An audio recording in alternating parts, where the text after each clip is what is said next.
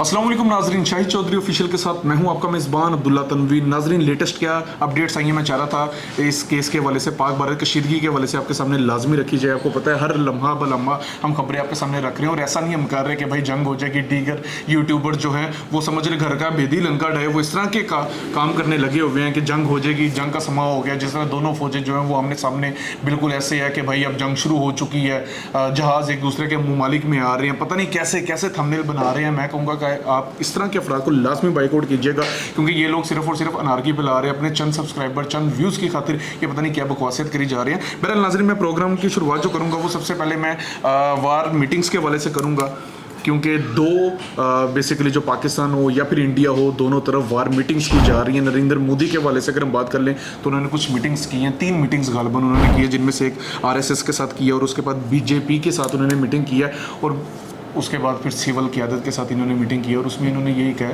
अपने अफसरान को भी यही कहा, फौजी अफसरान को, कि भाई कुछ कर दो, कुछ ऐसा कर दो कि मैं जनता को भी मुंह दिखा दूं और ज़्यादा ऐसा कुछ ना करना कि हमारी मुआशरत के ऊपर दाग लग जाए, मुआशरत को उसका नुकसान उठाना पड़े। ऐसा ना हो कि जो लोग हैं वो भी भारत में आना रोक दें। बस तरीके से रह के कोई इवेंट कर दो कि मेरी पूरी दुनिया में वाह हो जाए, लोग कहें वाह क्या प्राइम मिनिस्टर था, क्या बात है। और आपको पता है ऐसा बिल्कुल हो नहीं सकता, ये हमेशा बॉलीवुड की फिल्मों की हद तक के रेंज से आगे ये लोग जा नहीं सकते। बहरहाल नाज़रीन, इसके जवाब में पाकिस्तान में भी मीटिंग्स की गई हैं। रात तकरीबन 1:30 से पौने 2 बजे हमारे वज़ीर इत्तलात अताउल्लाह ने भी मीटिंग की है और वाज़िया ब्रीफिंग उन्होंने दी है। उन्होंने कहा कि पाकिस्तान के लिए 24 से 36 घंटे जो होंगे काफ़ी एहसास होंगे। उनको इत्तलात मौसूल हुई इंटेलिजेंस रिपोर्ट के हवाले से कि शायद इंडिया पाकिस्तान में हमला कर देगा। बहरहाल जो भी चीज़ें होंगी एक बार आए तो सही, हम इंशाल्लाह ताला इसका जो जवाब होगा इसको बल्कि इसकी मुँह की खानी पड़ेगी, हम बड़ा बुरा जवाब देंगे। तो ये नाज़रीन अताउल्लाह साहब ने ब्रीफिंग दी थी। लोग भी बड़ा हैरान हो रहे थे कि रात के पहर क्या ऐसी चीज़ हो गई है कि इनको इस टाइम मीटिंग करनी पड़ी है। तो बहरहाल ये चीज़ें इन्होंने बताई हैं।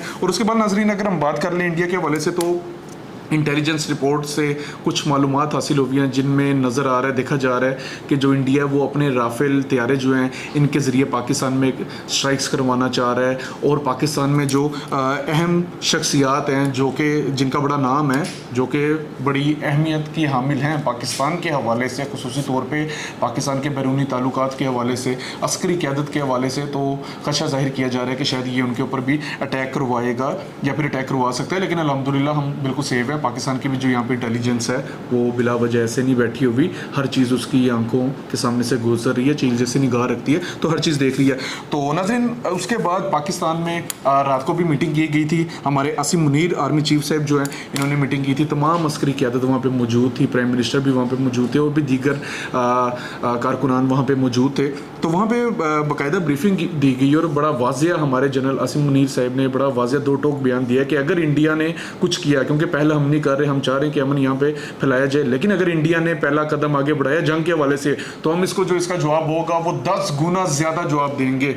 तो कहा जा रहा है कि एक बार प्राइम मिनिस्टर साहब भी उनकी शक्ल देखने लग गए थे, तो ये बात सच है। उन्होंने ऐसे ही कहा है कि 10 गुना ज़्यादा हम इसका जो जवाब होगा वो देंगे। उसके बाद उन्होंने कहा कि जो एटॉमिक बम है वो हमने सजाने के लिए नहीं रखे और एक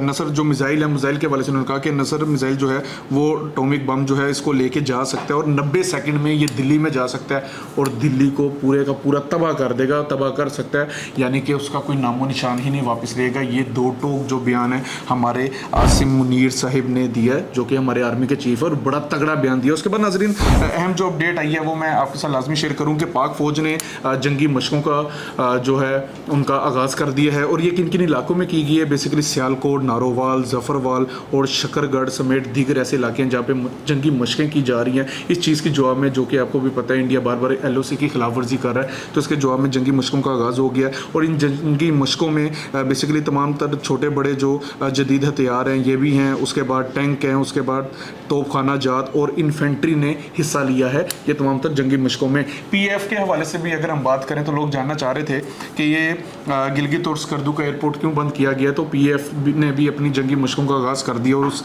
मश्क का नाम रखा गया जी ललकार मोमिन, शायद मैंने आपको पहले भी बताया था, और जो कि जिसके नतीजे में लाहौर से इस्लामाबाद का जो रूट होगा इसको नो फ्लाई एरिया डिक्लेयर कर दिया गया है। यहाँ पे दूसरे दीगर परवाज़ें नहीं उड़ सकती, ज़ाहिर सी बात है जंगी मशकें हैं, तो जो जहाज़ हैं वो वहाँ पे इस वक्त जो हमारी जंगी तैयारियाँ हैं वहाँ पे अपनी एक्सरसाइजेज कर रहे हैं।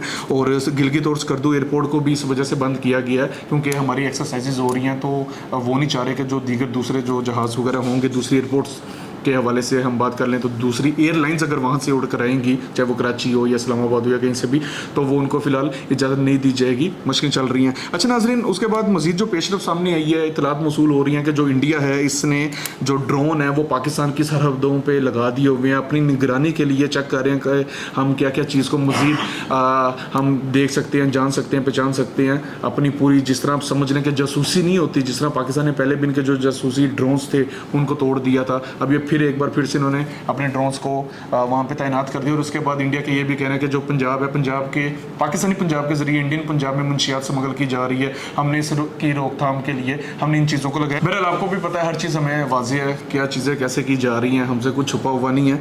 और नाजरीन अगर मज़ीद मैं कुछ लेटेस्ट चीज़ें भी आपके साथ शेयर करना चाहूँ तो एक LOC के हवाले से मैं चाहूँगा कि आपको लाजमी बताया जाए कि सियालकोट वर्किंग बाउंड्री पे काफ़ी इंडिया ने खिलाफ वर्जी की है, जिसका भरपूर पाकिस्तान आर्मी की जानिब से जवाब दिया गया। और इंडियन बनकर्स जो थे वहाँ पे इंडिया की सरजमीन पे उनको भी तोड़ा गया है, उनकी जो चौकियाँ वगैरह थी उनको भी, जो मोर्चे थे खुसूसी तौर पे उन्हें भी तबाह किया गया है। कुछ तस्वीर वगैरह भी होंगी, वो भी मैं इंशाअल्लाह ताला आपको लाजमी दिखाऊंगा। अच्छा जी, एक मज़ीद जो अखनूर का एरिया जम्मू कश्मीर में, वहाँ पे भी इंडिया ने जो है वर्किंग बाउंड्री पे शदीद फायरिंग की है, LOC की खिलाफ वर्जी वहाँ पे की है। और आपको भी पता होगा ये बड़ी बारहा रिपोर्ट चल रही थी जिसपे बाद यूट्यूबर्स कह रहे थे कि जंग शुरू हो गई, ऐसा कुछ भी नहीं है। 4 जहाज़ वहाँ से राफेल तैयारों को उड़ाया गया था, उसके बाद पाकिस्तान ने उनको ट्रैक कर लिया था। आपको पता, जब इनको ट्रैक कर लिया जाए, ज़ाहिर सी बात है सैटेलाइट हमारे पास भी है, उधर भी वो भी सैटेलाइट का इस्तेमाल करते हैं, इनको ट्रैक कर लिया जाए तो हर चीज़ हमारी निगाह में होती है, नज़र में होती है। ऐसे नहीं होता कि दोनों तैयारे जो है आमने सामने आके एकदम से फिर वापस चले जाते हैं, ऐसा कुछ भी नहीं होता, इनको ट्रैक कर लिया जाता है। जदीद टेक्नोलॉजीज़